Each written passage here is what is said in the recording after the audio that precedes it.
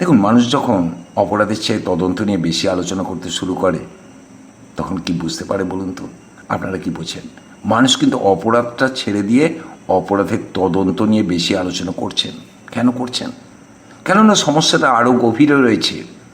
মানুষ প্রশ্ন করছে, তদন্ত কি সঠিক পথে এগোচ্ছে? সুপ্রিম কোর্ট তো বহুবার বলেছে, আপনাদেরও মনে আছে, ন্যায় বিচার শুধু হলেই হবে না, ন্যায় বিচার হচ্ছে সেটাও মানুষের কাছে দেখাতে হবে। আর এখানেই লুকিয়ে রয়েছে সবচেয়ে বড় প্রশ্ন। সারদা আর আরজিকর কি একই ঘটনা? আপনারা ইতিমধ্যে আজকের আলোচনার শিরোনামটা দেখেছেন। আর এই প্রশ্নটা আপনার, আমার এবং গোটা বাংলার এই মুহূর্তে। সারদা থেকে আরজিকর তদন্তের পর তদন্ত হয়, এজেন্সি বদলায়, কিন্তু শেষ পর্যন্ত কি সত্য বের হবে, নাকি প্রত্যেকবার ফাইলগুলো কোনো এক অদৃশ্য ক্ষমতার চাপে ধামাচাপা পড়ে যাবে? আপনারা অনেকেই কমেন্ট বক্সে লিখছেন যে আরজিকর তদন্তের গতি প্রকৃতি আপনাদের সারদাকাণ্ডের কথা মনে করিয়ে দিচ্ছে। তাই আজ আমি দেখাবো কেন এই দুটো তদন্তের মধ্যে একটা অদ্ভুত মিল পাওয়া যাচ্ছে। পুরো ভিডিওটা দেখুন।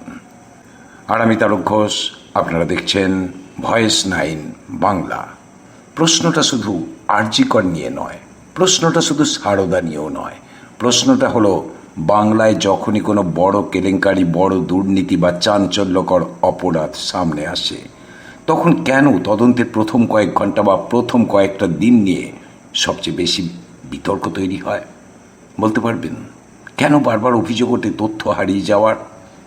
কেন বারবার তদন্ত শুরু হওয়ার আগেই তদন্ত প্রক্রিয়া নিয়ে প্রশ্ন উঠতে শুরু করে? দেখুন, এই কথাগুলো আমি বলছি কেননা বিভিন্ন জায়গায় আমার চ্যানেলের দর্শকরা বলেছেন একটা মিল দেখতে পাওয়া যাচ্ছে। আর সেই কারণেই আজকে আমি আলোচনা করব মিলগুলো কি, আর কেনই বা মিল, কেন একটা প্যাটার্ন ফলো করা হচ্ছে প্রত্যেকটা বড় কেলেঙ্কারিতে, কে রয়েছে পিছনে? এগুলো কি আলাদা আলাদা ঘটনা, নাকি আমরা বছরের পর বছর একই ধরনের একটা প্যাটার্নের পুনরাবৃত্তি দেখছি? কিছু তথ্য, কিছু আদালতের পর্যবেক্ষণ এবং কিছু পুরনো ঘটনার সঙ্গে বর্তমানের মিল আপনাদের সামনে রাখব। তারপর সিদ্ধান্ত নেবেন আপনারাই। আপনারাই সিদ্ধান্ত নেবেন, কেননা আপনারাই শক্তি। চলুন শুরু করা যাক। আচ্ছা, পঙ্কজ দত্তের সেই প্রশ্নগুলো কি মনে আছে আপনাদের? কেন তিনি বলেছিলেন ক্রাইম সিন কিভাবে হ্যান্ডেল করা হচ্ছে সেটাই আসল রহস্য। আর তিনি আরেকটা সাক্ষাৎকারে অনেকবারই বলেছিলেন যে বাংলার পুলিশি ব্যবস্থার রাজনীতিকরণই হলো সব নষ্টের মূল। আজ আমি আলোচনা করব সেই কমন প্যাটার্ন নিয়ে, যেটা সারদা থেকে আরজিকর পর্যন্ত প্রতিটি তদন্তের মোড় ঘুরিয়ে দিয়েছে। সঙ্গে থাকুন, কেননা সত্য আমাদের জানতেই হবে। সারদাকাণ্ডের সময় অভিযোগ উঠেছিল যে বহু গুরুত্বপূর্ণ নথি ও ডায়েরি সিজার লিস্ট থেকে গায়েব হয়ে গিয়েছিল। বিধাননগর কমিশনারেটের তৎকালীন ভূমিকা নিয়ে সুপ্রিম কোর্ট পর্যন্ত প্রশ্ন তুলেছিল। আরজিকরের ক্ষেত্রে দেখুন ঠিক সে একই অভিযোগ উঠছে বা উঠেছে। ঘটনার প্রথম কয়েক ঘন্টায় ক্রাইম সিনের সুরক্ষা নিয়ে প্রশ্ন। তড়িঘড়ি করে নির্যাতিতার মৃতদেহ অন্ত্যেষ্টি করা হলো। তড়িঘড়ি করে সেমিনার হল সংলগ্ন দেওয়াল ভেঙে ফেলা হলো। আর তড়িঘড়ি করে সারা হলো ময়নাতদন্তের প্রক্রিয়া। উভয় ক্ষেত্রেই সিস্টেমের বিরুদ্ধে তথ্য প্রমাণ লোপাট এবং তদন্তের গতিকে শুরুতেই প্রভাবিত করার একটা কমন প্যাটার্ন লক্ষ্য করা যাচ্ছে। আপনারা কি খুঁজে পাচ্ছেন? সারদা তদন্তে পুলিশের ভূমিকা আর আরজিকর কাণ্ডে পুলিশের ভূমিকা, দুই ক্ষেত্রেই সুপ্রিম কোর্ট আর সিবিআইয়ের পর্যবেক্ষণ বলছে স্থানীয় পুলিশ অনেক ক্ষেত্রে প্রসিডিউরাল ল্যাপস বা পদ্ধতিগত ভুল করেছে। কি বলবেন আপনারা? এটা কি অনিচ্ছাকৃত ভুল নাকি ইচ্ছাকৃত গাফিলতি? দেখুন, 2012 সালে মনে পড়ে পার্ক স্ট্রিট গণধর্ষণ মামলা। সেখান থেকে সত্যকে বের করে এনেছিলেন আইপিএস দময়ন্তী সেন।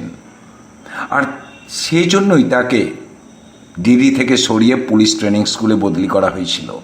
দীর্ঘ সময় পর তাকে কালিয়াগঞ্জ এবং পরে আরজিকর পরবর্তী পরিস্থিতিতে বিশেষ তদন্ত কমিশনের দায়িত্বে আনা হয়েছে। প্রশ্ন উঠতেই তো পারে, কেন দক্ষ অফিসারদের, যখন দক্ষ অফিসাররা সত্যের কাছাকাছি পৌঁছানোর চেষ্টা করছেন, তখনই প্রশাসনিক বাধার মুখে পড়তে হয়? সারদা তদন্তে যুক্ত অনেক দক্ষ অফিসারকেও একইভাবে লুপ লাইনে পাঠানো হয়েছিল। সারদা থেকে আরজি কর, সময় বদলেছে, অনেক বছর কেটে গেছে, কিন্তু অভিযোগের ধরন বদলায়নি। তথ্য লুকোনোর চেষ্টার, প্রভাবশালীদের আড়াল করার রাজনীতি থেকেই গেছে। কিন্তু এটা কি এবার শেষ হবে এই নতুন সরকারের আমলে? আপনি কি বলছেন কমেন্টে জানান। চলুন একটু পিছিয়ে যাওয়া যাক। সারদাকাণ্ড মনে পড়ে, লক্ষ লক্ষ সাধারণ মানুষের সঞ্চয় রাতারাতি উধাও হয়ে গেল। শুরু হলো তদন্ত, কিন্তু খুব দ্রুতই বিতর্কের কেন্দ্রবিন্দু হয়ে উঠল আর্থিক প্রতারণা নয়, তদন্তের প্রক্রিয়া। বিভিন্ন সময়ে অভিযোগ উঠেছিল গুরুত্বপূর্ণ নথি, ডায়েরি এবং আর্থিক তথ্য, এই আর্থিক তথ্যের কিছু অংশ তদন্তকারীদের হাতে সম্পূর্ণভাবে পৌঁছায়নি। বহু গুরুত্বপূর্ণ প্রশ্ন বছরের পর বছর ঝুলে রইল। অনেকের কাছে সবচেয়ে বড় প্রশ্ন হয়ে দাঁড়ালো, সত্যিই কি সব তথ্য সামনে এসেছিল, নাকি কিছু তথ্য চিরকালের জন্য লোপাট করে দেওয়া হয়েছিল? হ্যাঁ, লোপাট করে দেওয়া হয়েছিল। এই প্রশ্নটাই করছেন বাংলার মানুষ। আরজি করের ক্ষেত্রেও একই প্রশ্ন করছেন বাংলার মানুষ। তথ্য নয়, ক্রাইম সিনের পরিবর্তন করা, তড়িঘড়ি করে সমস্ত কাজ সারা কেন? তারপর আরজি কর হাসপাতালে ভাঙচুরের ঘটনা, কি জন্য? সেই কি একই প্যাটার্ন? দুটো ঘটনা সম্পূর্ণ আলাদা, কিন্তু প্যাটার্ন যেন একই রকমের মনে হচ্ছে না। আরজি কর ঘটনাটা যত না বেশি ভয়াবহ, তার চাইতে প্রশ্ন ওঠে তদন্তের প্রথম ধাপটা নিয়ে। সুপ্রিম কোর্ট প্রশ্ন তুলেছিল এফআইআর দায়েরে কেন এত বিলম্ব হয়েছিল। প্রশ্ন উঠেছিল প্রথম কয়েক ঘন্টার প্রশাসনিক পদক্ষেপ নিয়ে। পরে সিবিআইয়ের স্ট্যাটাস রিপোর্ট সামনে আসে। সুপ্রিম কোর্ট উদ্বেগ প্রকাশ করে, ক্রাইম সিন সংরক্ষণ নিয়ে প্রশ্ন ওঠে, প্রমাণ সংগ্রহের পদ্ধতি নিয়ে প্রশ্ন ওঠে, ইনকোয়েস্ট রিপোর্ট এবং ঘটনাস্থলের ম্যানেজমেন্ট নিয়েও বিতর্ক সামনে এসেছিল সেদিন। একটু দাঁড়ান, একটা মিল কি দেখতে পাচ্ছেন? সারদার প্রশ্ন ছিল নথি কোথায় গেল, আর আরজি করে প্রশ্ন প্রমাণ ঠিকভাবে সংরক্ষিত হয়েছিল তো? ঘটনা আলাদা, সময় আলাদা, কিন্তু প্রশ্নের প্রকৃতি আশ্চর্যজনকভাবে একই। আর এখানেই শুরু হচ্ছে আসল রহস্য। দেখুন, পৃথিবীর সব উন্নত তদন্ত ব্যবস্থায় একটা কথা বলা হয়, কোনো মামলার প্রথম কয়েক ঘন্টা অনেক সময় তার পুরো ভবিষ্যৎটাই নির্ধারণ করে দেয়। ক্রাইম সিন, প্রমাণ, সাক্ষী, ডিজিটাল রেকর্ড, এই জায়গাগুলো অক্ষত থাকলে সত্য লুকিয়ে রাখা অনেক সময় সত্যি কঠিন হয়ে যায়। তাই যখন বারবার তদন্তের শুরু নিয়ে প্রশ্ন ওঠে, তখন স্বাভাবিকভাবে মানুষের মনে সন্দেহ তৈরি হয়, হচ্ছে, ভবিষ্যতে হবে কিনা তাও বলা যায় না। আর দ্বিতীয় মিলের কথাটা বলি, শব্দটা আপনাদের নিশ্চয়ই মনে আছে, প্রসিডিউরাল ল্যাপস, অর্থাৎ পদ্ধতিগত ত্রুটি। সারদা তদন্তে এই অভিযোগ উঠেছিল, আরজি করে উঠেছে। প্রশ্ন হলো কেন? এটা কি কেবল প্রশাসনিক দক্ষতার অভাব, নাকি বড় ঘটনার সময় তদন্ত ব্যবস্থার মধ্যে এমন কিছু স্ট্রাকচারাল উইকনেস থাকে যেটা বারবার সামনে চলে আসে? একটা মামলায় ভুল হতে পারে, দুটো মামলায় ভুল হতে পারে, তিনটে মামলাতেও ভুল হতে পারে ধরে নিন, কিন্তু যখন বছরের পর বছর বিভিন্ন ঘটনায় একই ধরনের অভিযোগ ফিরে আসে, তখন প্রশ্ন ওঠে সমস্যাটা কি সিস্টেমের? সমস্যাটা কি কোনো নির্দিষ্ট অফিসারের, নাকি একটা সামগ্রিক ব্যবস্থার? বড় ঘটনার চাপ সামলাতে গিয়ে বারবার একই জায়গায় হোঁচট খায়। এবার আসে তৃতীয় সবচেয়ে বিস্ফোরক একটা প্রশ্ন, যে প্রশ্নটা সোশ্যাল মিডিয়া থেকে চায়ের দোকান সব জায়গায় ঘুরছে, বিগ ফিশ থিওরি, বড় মাছ। সারদায় বহু মানুষ বিশ্বাস করতেন যে অভিযুক্তদের সামনে দেখা যাচ্ছে, তার আড়ালে কি কোনো বড় শক্তি লুকিয়ে রয়েছে? আর আরজি করের ক্ষেত্রেও সমাজের এক অংশের মানুষদের মধ্যেই প্রশ্ন ঘুরছে, সমস্ত সত্যি কি সামনে এসেছে, নাকি এখনো অজানা অনেক কিছু রয়ে গেছে? কিন্তু সেগুলো বের হবে কিভাবে? দুই জায়গাতেই তো সে একই অভিযোগ উঠেছিল, আরজি করের ক্ষেত্রে এবং সারদার ক্ষেত্রে।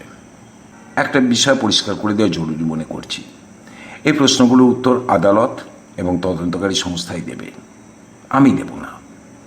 কিন্তু মানুষের মনের মধ্যে এই প্রশ্নগুলোর অস্তিত্ব রয়েছে, এটা কিন্তু আমরা কোনোভাবে অস্বীকার করতে পারছি না বা পারি না। কেন? মানুষের মধ্যে রয়েছে একটা বিশ্বাসের সংকট, অর্থাৎ মানুষ অবিশ্বাস করছে, মেনে নিতে পারছে না। যদি সাধারণ মানুষের মধ্যে এই অবিশ্বাসটা দেখা যায়, কেন দেখা যায়? কারণ মানুষ দেখেছে দিনের পর দিন কি হয়েছে মামলাগুলোর, কোথায় দাঁড়িয়ে আছে। আদৌ কি এই মামলাগুলোর পরিসমাপ্তি দেখে যেতে পারবে এই প্রজন্মের মানুষরাও?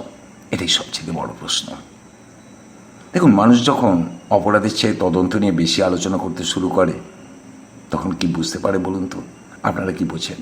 মানুষ কিন্তু অপরাধটা ছেড়ে দিয়ে অপরাধের তদন্ত নিয়ে বেশি আলোচনা করছেন। কেন করছেন? কেননা সমস্যাটা আরও গভীরে রয়েছে। মানুষ প্রশ্ন করছে, তদন্ত কি সঠিক পথে এগোচ্ছে? মানুষ প্রশ্ন করছে, সাধারণ মানুষ, সব তথ্য কি সংরক্ষিত আছে, নাকি গুরুত্বপূর্ণ তথ্য হারিয়ে গেছে? তদন্তের ওপর কোনো প্রভাব খাটানোর চেষ্টা হয়েছে কি? তাহলে এত দেরি কেন? কেন বারবার তদন্তকারী সংস্থাগুলো বলছেন আমরা সব ফুটেজ পাইনি? আরজি করের ক্ষেত্রে ভেঙে ফেলা হয়েছে সেমিনার হলের একটা অংশ। কেন? এই অজস্র কেন লুকিয়ে রয়েছে আরজি করের ক্ষেত্রেও, সারদার ক্ষেত্রেও।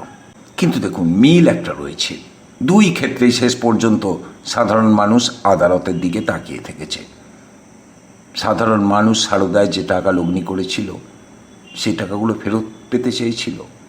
আর আরজি করে মানুষ তো বিচার চাইছে, রাস্তায় নেমেছে, দিনের পর দিন লড়াই করেছে, মার খেয়েছে। কিন্তু পাশাপাশি একটা ব্যবস্থা চাইছে, যেন ভবিষ্যতে তদন্তের শুরুতেই প্রমাণ লোপাট নিয়ে বিতর্ক তৈরি না হয়। যেখানে কোনো গুরুত্বপূর্ণ মামলায় আদালতকে বারবার হস্তক্ষেপ করতে হয়, সেখানে যেন ভবিষ্যতে আর না হয়। যেখানে তদন্তকারী সংস্থার রিপোর্ট প্রকাশ হওয়ার আগেই মানুষের আস্থা যেন আর ভেঙে না পড়ে। সুপ্রিম কোর্ট তো বহুবার বলেছে, আপনাদেরও মনে আছে, ন্যায় বিচার শুধু হলেই হবে না, ন্যায় বিচার হচ্ছে সেটাও মানুষের কাছে দেখাতে হবে। আর এখানেই লুকিয়ে রয়েছে সবচেয়ে বড় প্রশ্ন, সারদা আর আরজি কর কি একই ঘটনা? কেন বলছি না? একেবারে এক ঘটনা নয়, দুটো অপরাধ আলাদা, প্রেক্ষাপট আলাদা, চরিত্র আলাদা, সময় আলাদা। কিন্তু যদি প্রশ্নগুলো একই থাকে, যদি তদন্তের শুরু নিয়ে বিতর্কগুলো একই থাকে, যদি প্রমাণ সংরক্ষণ নিয়ে অভিযোগগুলো একই থাকে, যদি মানুষ বারবার মনে করে পুরো সত্যটা এখনো সামনে আসেনি, তাহলে কি আমরা সত্যি সম্পূর্ণ নতুন কোনো ক্রাইম দেখছি, অপরাধ দেখছি, নাকি বহু বছরের পুরনো একটা প্যাটার্নের নতুন অধ্যায় দেখছি?